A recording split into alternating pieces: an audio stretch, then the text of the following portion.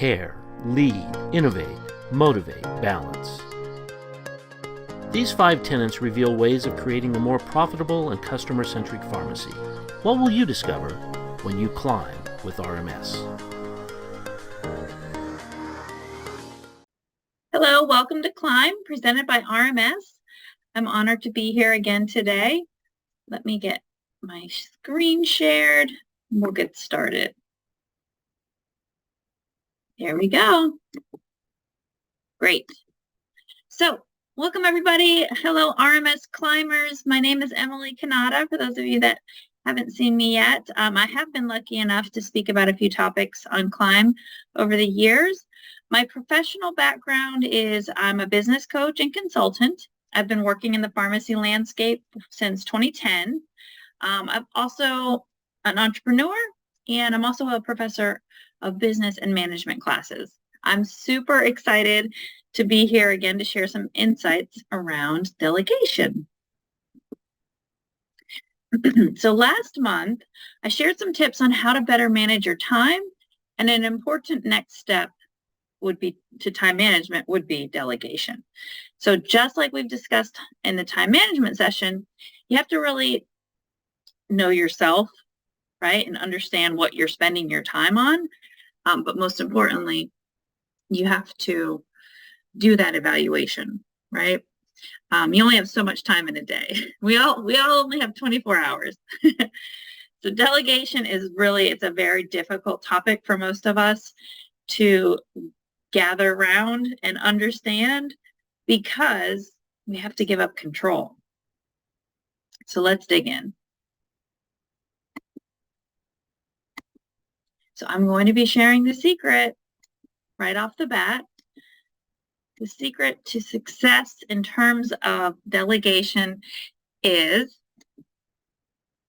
drum roll please, like my pharmacist, you need to practice at the top of your license. So what does that mean exactly? So in the healthcare landscape, there's clearly different levels of education that have taken place, different levels of training that have that have allowed you to either operate a hospital or a doctor's office or a pharmacy, right? So some of these various levels of education and training require a certification or a license. So that's the goal, right? A pharmacy technician that has been certified is going to have different skill set than one that hasn't been certified. A PharmD is going to have a different skill set than a regular pharmacist. They both went through years and years of training, and we want them all operating at the top of their license.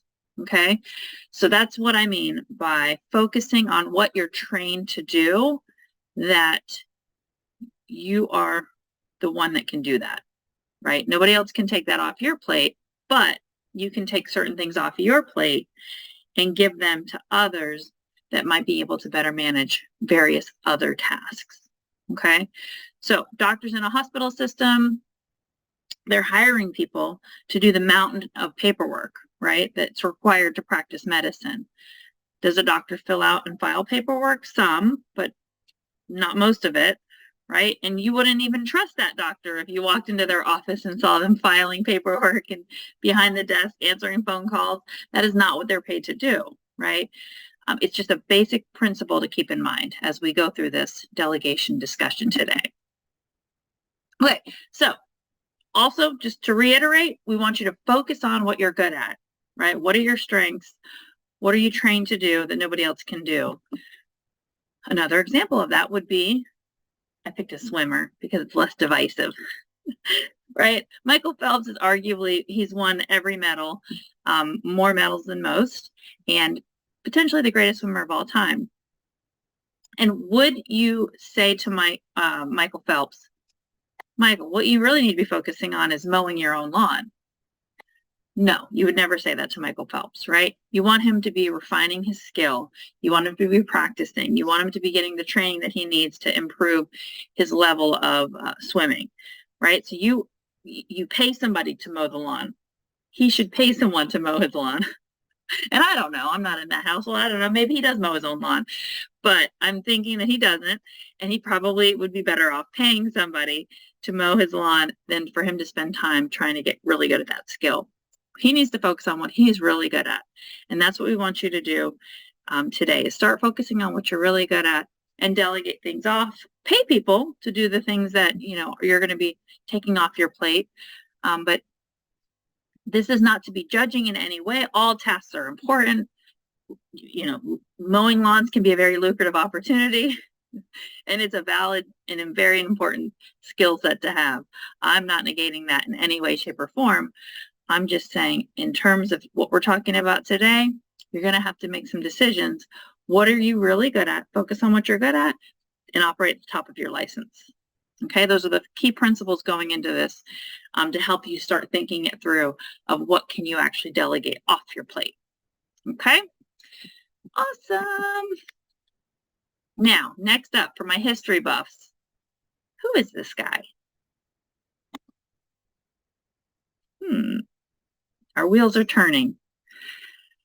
This is what he said, which is always an interesting to understand things that have been said years and years ago and how relevant they can still be.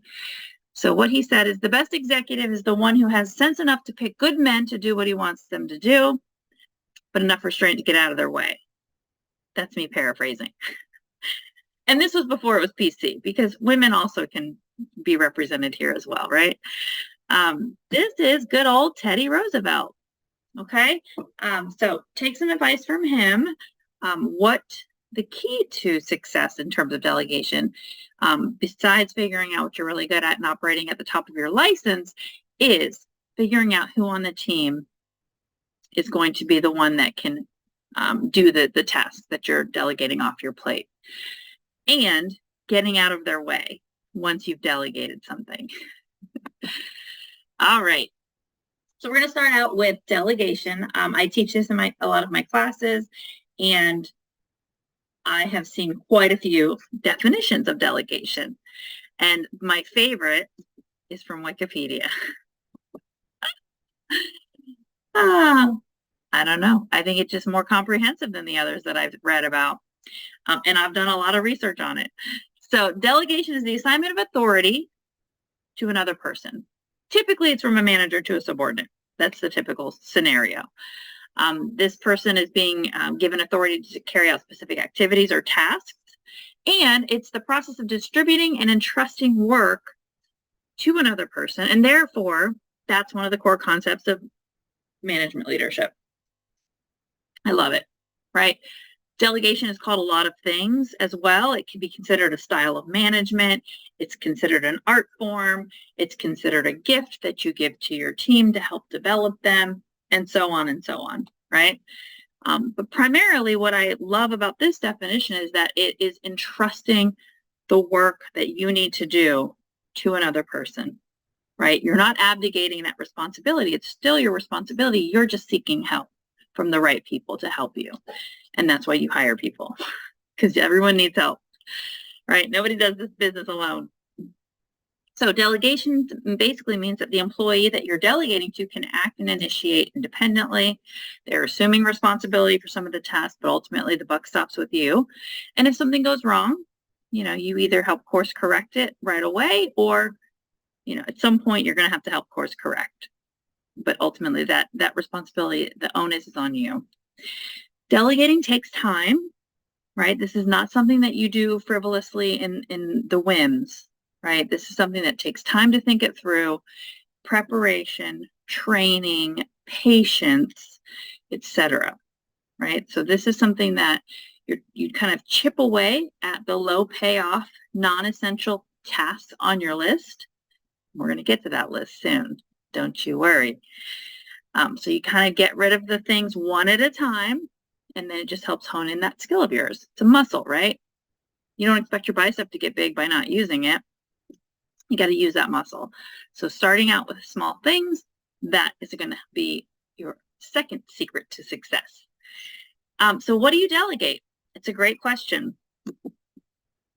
What do you delegate? You tell me. No, I'm just kidding.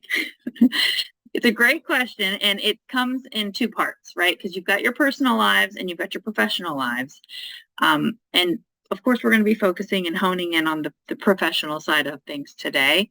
But I do encourage you in the list that I'm going to be having you create soon to pepper in everything. What are all the tasks that you accomplish? And then you can categorize those tasks: personal, professional, kids, et cetera, volunteer. Okay. So all of this is going to help you with mental clarity and feeling like you've got a little more control over your time.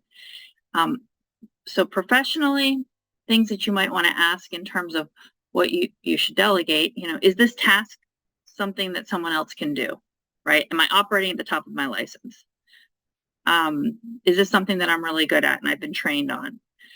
Tasks that you have the most experience with are great to delegate as long as the others can do that task.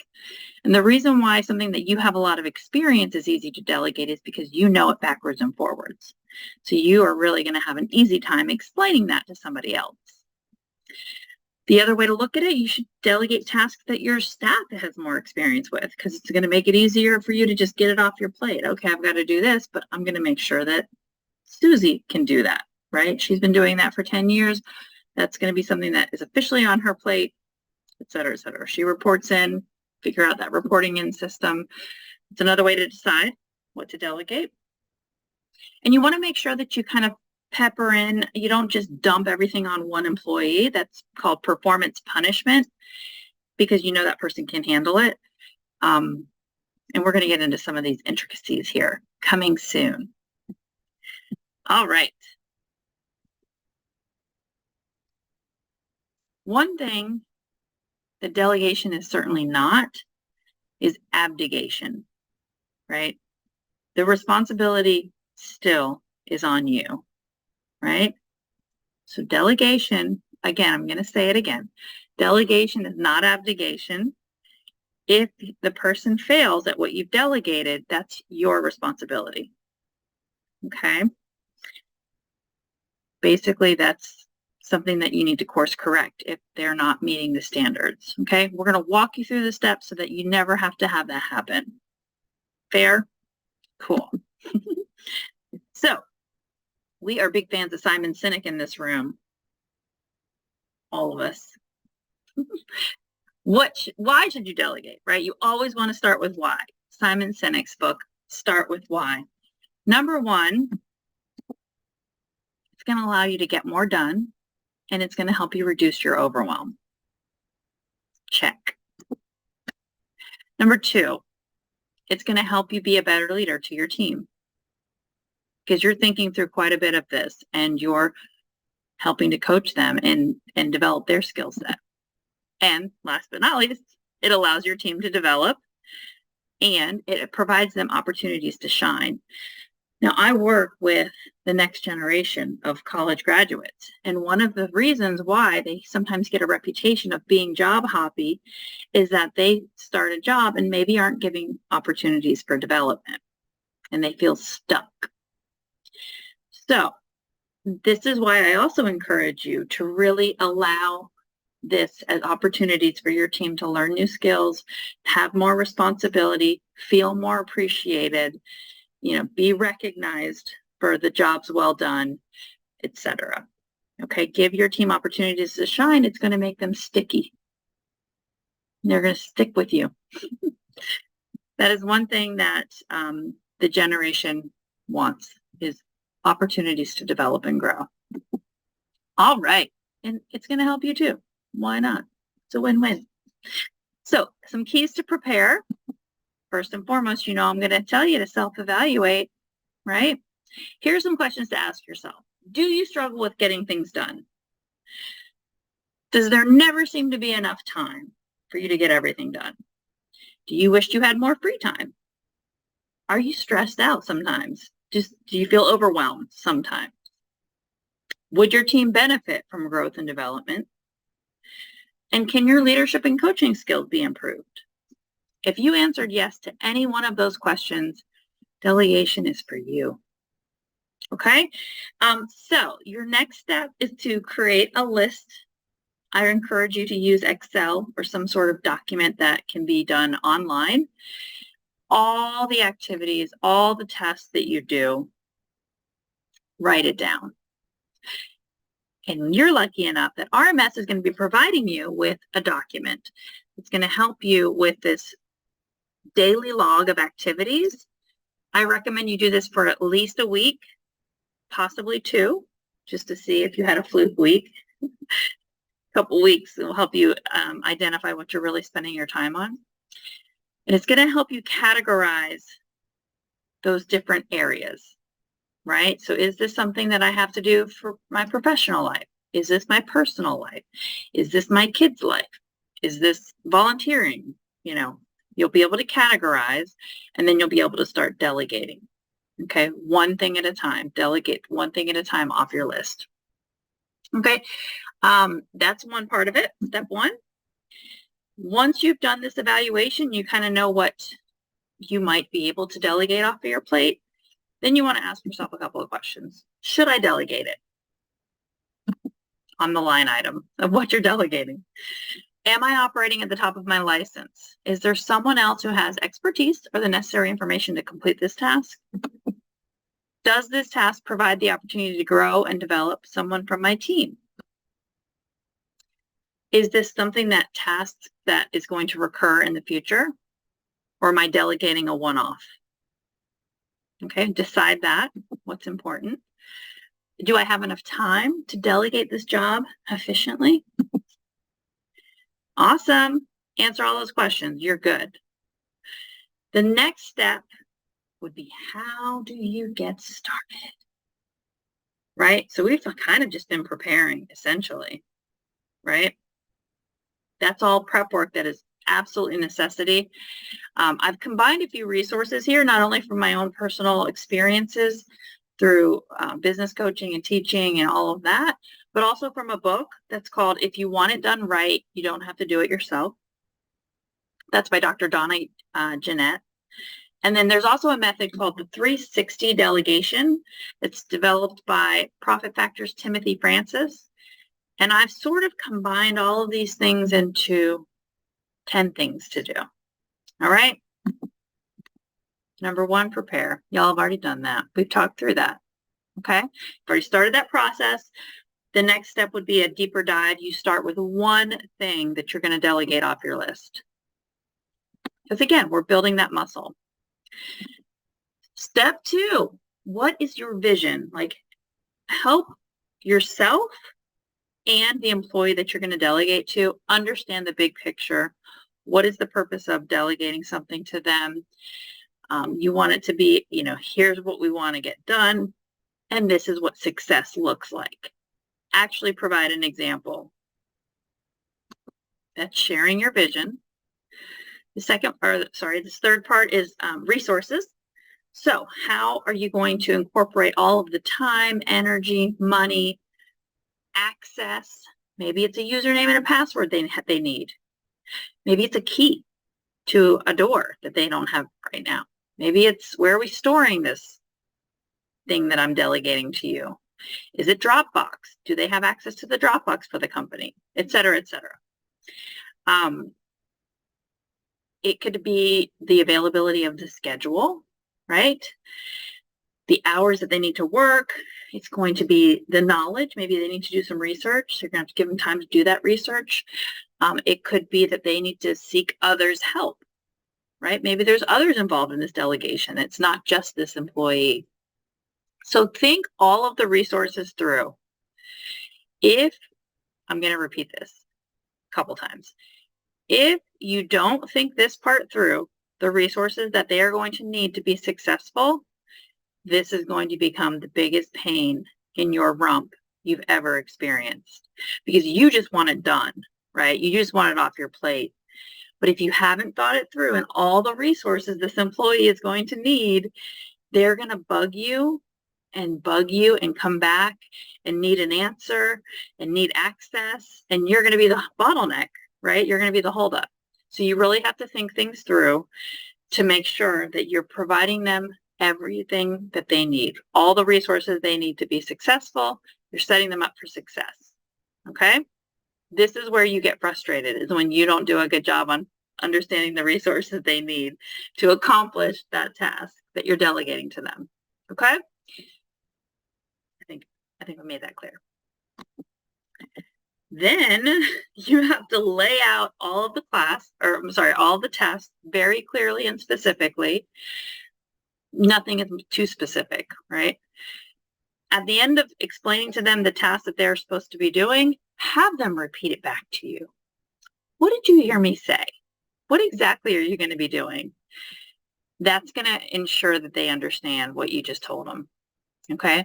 That's a very good tip. Make sure you do that one too. Number 5, the timeline. Make sure they know what are the deadlines, when is this expected. You have to clearly outline the time frame that these delegated tasks need to be completed by. And hopefully it's not all on the same day, right? Hopefully there's some peppered in due times. Okay? But it's got to be clear. Authority. So you're defining the level of authority that this employee gets to use. And this is another part, just like the resources. If you don't have them provided with the right level of authority, it's just going to become an annoyance for you because their hands are tied, right? Make sure they have the right level of authority, and you've shared that with everybody in the team so everyone's aware of their level of authority. You have to set up checkpoints. That's to help course correct and to make sure that the employee is delivering what your expectation is. You've given them, back in the vision piece, you've given them examples of what success looks like, and now you need to checkpoint it and make sure that you're able to answer any questions. You're identifying that what they're doing is on track. You're offering guidance and support. Okay? Make sure you've got some checkpoints sprinkled throughout. You also want to have a definition of done. What do we need to do to call this thing finished, right? Is there a quality control part of this? Is there a contract? Does something need to be signed? What does it look like when it's finished? And this is that step beyond what does success look like. This is actually, it's done and it's been accomplished. Yay! What does that look like? And make sure you have it defined. Okay, otherwise things will be lingering out there. You also want to set up a debriefing meeting after a project has been delegated, essentially. This can be something that if it's a project-based, you do it after the project. Otherwise, a debriefing session on how things went should be a checkpoint that you do. Like if it's an ongoing assignment, the debrief part would be something that happens after the successful outcome and accomplishment of that first time. So understand debriefing it's basically a checkpoint. For a project, it's kind of at the end. And for something that's ongoing, definitely want to set up a debriefing session to make sure after that first submission of success and something that's done, you can debrief on it. All right. And that's just basically addressing what went well, what could have been improved, what was learned, are we changing anything, etc. What are our next steps? Okay. And last, but certainly not least, you've got to celebrate those employees that have worked so hard for you. Make sure you celebrate their success. Make sure you celebrate their success, right? Especially if it's the first run of it. Send them a thank you note, literally handwritten thank you note. Send them a text message thanking them. Do both. Send them a little gift, Starbucks, something. Recognize them in a meeting or in an email, or just verbally thank them and recognize them for their efforts. Add it into their employee file, how great they did on this delegation project, etc. You have to celebrate their success because that's what's going to have them excited to do more things for you. Okay? Yay! 10 things, kind of smushed them all together from what I've learned over the years and from those other 2 resources for you. Okay? Very thorough. Now, that is getting started. Oops. Sorry about that. That is the getting started piece. Once you are good and you have done some delegation and you're feeling a little more confident, then there's a next level, of course. And this is how would you improve your delegation? And we're going to watch a quick video clip that I just started accidentally. We're going to go back to that. Marshall Goldsmith is a coach for leadership, and he is going to provide you with that next level of delegation skills. Once you have kind of worked that delegation muscle, then it would be time for you to watch these insights from Marshall Goldsmith. The first thing is, imagine how you would feel if your boss came in and gave you 5 extra projects and 10 other tasks to handle. It would probably upset you, right? So make sure you don't do that to your team. And we're going to watch this quick snippet from Marshall Goldsmith. Providing effective delegation. Many of the leaders that I work with get feedback that indicates they need to do a better job of providing effective delegation. Let's talk about that. The first thing on delegation is to remember delegation is not a uniform good. Delegation is not like integrity. Integrity is always good. Delegation is not always good. Delegation could do more harm than good. If I delegate to somebody that doesn't know what to do and how to do it or is not motivated, I am not helping the person, I'm not helping the customers, and I'm not helping the company. I'm doing more harm than good. Delegation is something that can be good. Never ask if you can delegate more. Always focus on delegating more effectively. Let me describe a process on how to get there. Sit down with each of your direct reports and focus on 2 dialogues. Dialogue number 1, you say, I want to do a great job of effective delegation. First, let's talk about the way I work with you. Let's look at each of your key areas of responsibility. And then you go through each of the key areas of responsibility with the direct report. Then once you agree on what are those key areas of responsibility, you say a couple of questions for each. Number 1, within this area of responsibility, are there areas where you feel I'm getting too involved? Maybe micromanaging, not letting go enough. Or are there areas where perhaps I need to get more involved, provide more help? Well, typically what the direct report will say is, manager, over here, here, and here, I think you can back away a little bit. Over here, I need more help. So you don't want to just be delegating more because you don't want to delegate to an area where the person says they need more help and you don't want to give them less help just to be delegating more. So the first part of delegation is looking at that person and making sure that you're delegating the right thing to the right person at the right time. Then there's a second way to look at effective delegation. If I get lower scores on providing effective delegation, it could mean that I'm micromanaging you. Or it could mean that I'm giving you more structure and direction than you need. It could also mean that maybe I'm not micromanaging you at all, yet you see me doing things at my level that a leader at my level shouldn't be doing. So the second dialogue sounds like this. Do you ever see me doing things at my level that someone at my level doesn't need to be doing, that I can give to others, I can delegate? And then listen. And what the lead person might say, yeah, manager, here's ideas here and here, a great way to save time, and a great way to become more effective.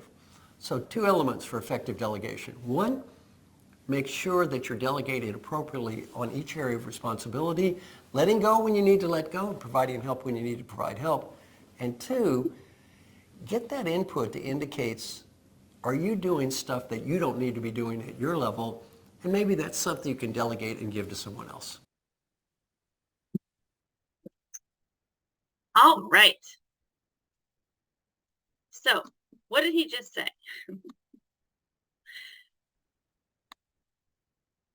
Basically, delegation improvements. You want to ask your team and those that you're delegating to a couple of questions. When you're focusing on the areas of responsibility that each of your direct reports has, ask if you're too involved in certain areas. On the other hand, ask if there's areas they need more support from you. Do you see me doing things that I should delegate, and get their feedback on things that you might be able to delegate off of your plate? because they're going to see it from a different perspective. So you might get some ideas on other additional things that you might be able to delegate, which is awesome.